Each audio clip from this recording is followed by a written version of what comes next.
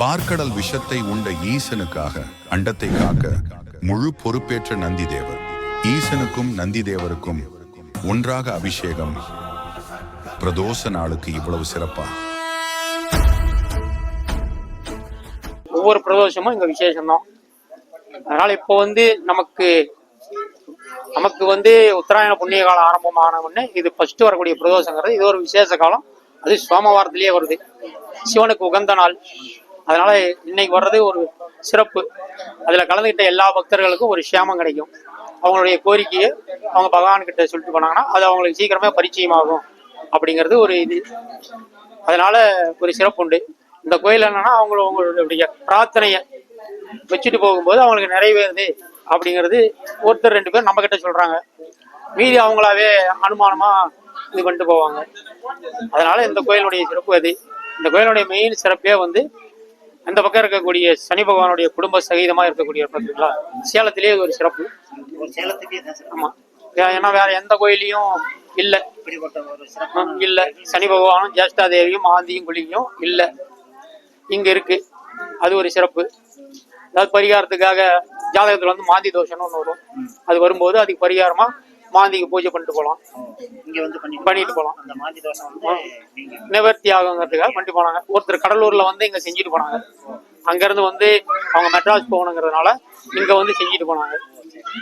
வேற எங்கேயும் இல்ல அப்படிங்கறதுனால இங்க செஞ்சுட்டு போனாங்க. ஒரு ஸ்தலம். அதாவது இது புதிய கோயில் இது ஒரு சிறப்பு. அதாவது ஒவ்வொரு பிரதோஷ காலமும் இங்க ஒரு சிறப்பு உண்டு. ஆராதனை நடக்கும் போதே அவரு ஆசீர்வாதம் பண்ணுவாரு. 4 to 6 தான் பிரதோஷ காலம். நித்திய காலமும் டெய்லியுமே 4 to 6 பிரதோஷ காலம்.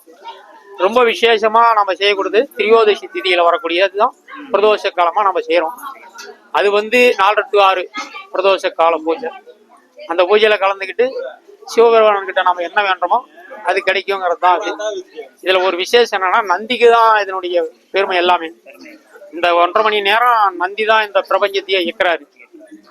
ஆழக்கால விஷத்தை சாப்பிட்டுட்டு அவரு சயனத்துல ஆகும்போது இந்த பிரபஞ்சத்தை இயக்கணும் அப்படிங்கும் போது எல்லாரையுமே கேட்கும் போது யாராலே முடியாது. அவருடைய வாகனமா இருக்கக்கூடியது நந்தி தான். அதனால 33 கோடி தேவர்களும் ரிஷிகளும் இருக்கக்கூடிய அத்தனை கடவுள்களும் இவருக்கு பலம் கொடுக்குறாங்க. யாருக்கு? நந்திக்கு. அந்த 1.5 மணி நேரத்தை இந்த பிரபஞ்சத்தை இயக்கணும் அப்படின்ட்டு கொடுக்குறாங்க. அதனாலதான் அந்த பிரதோஷ காலமே நடக்குது. அது உருவானது சனிக்கிழமை தான். அந்த ஆழக்கால விஷத்தை சாப்பிட்டு அவரு சயனத்துல போன உடனே இந்த பிரபஞ்சத்தை இயக்கிறதுக்கு நந்திக்கு பலத்தை கொடுக்குறாங்க. அதனால அந்த 1.5 மணி நேரம் நம்ம எந்த கடவுள்கிட்ட போனாலும் தனித்தனியா போய் தரிசனம் பண்ணணும். இங்க நந்தி கிட்ட வந்தா எல்லாருடைய தரிசனமும் வாங்கிக்கலாம் அப்படிங்கறதுதான் ஒரு சிறப்பு. அதனாலதான் பிரதோஷ காலம் எல்லா சிவாலயத்திலையும் அது ஒரு விசேஷமா நடத்திட்டு வர்றாங்க. முன்னோர்களுக்கு நம்ம திதி கொடுப்போம். மகாலய பட்சத்துல கொடுப்போம், ஆடி மாசம் கொடுப்போம், இப்ப தையில கொடுப்போம். அதனால இந்த தையில இது ஒரு சிறப்பு. ஏன்னா வருஷத்துல 3 நாள் தான். அதுல மகாலய பட்சம் தான் ரொம்ப விசேஷம். அதுல நமக்கு தவறி போயிடுச்சுன்னா இந்த உத்தராயண புண்ணிய காலத்துல அமாவாசைக்கு நம்ம கொடுக்குறோம். முன்னோர்களுக்கு படையில போட்டு நம்ம எல்லாம் கொடுக்குறோம். அதன தொடர்ச்சியா இப்ப இந்த வந்த பிரதோஷம் ரொம்ப விசேஷம். சோமவாரத்திலேயே வந்ததுனால அதனால இது எல்லாருக்குமே ஒரு அனுகூலம் உண்டு, ஒரு சிறப்பு உண்டு. ஏன்னா இது ஆரம்பிச்ச உடனே ஃபர்ஸ்ட் திங்கக்கிழமை வர்றது ஒரு விசேஷம். அவ்வளவு இதுவா கிடைக்காது. வேற கிழமைகள் எல்லாம் வரும். ஒண்ணு சனிக்கிழமை வந்தா விசேஷம். சோமவாரங்கும் போது அவருடைய வாரமே, சிவபெருமானுடைய வாரமே. அதனால அந்த வாரத்திலேயே வந்ததுனால அது ஒரு பெரிய பாக்கியம். எல்லாருடைய மக்களுக்கும் அது ஒரு அனுகிரகம். எந்த சிவாலயத்துல தரிசனம் பண்ணாலும் அவங்களுக்கு உண்டு.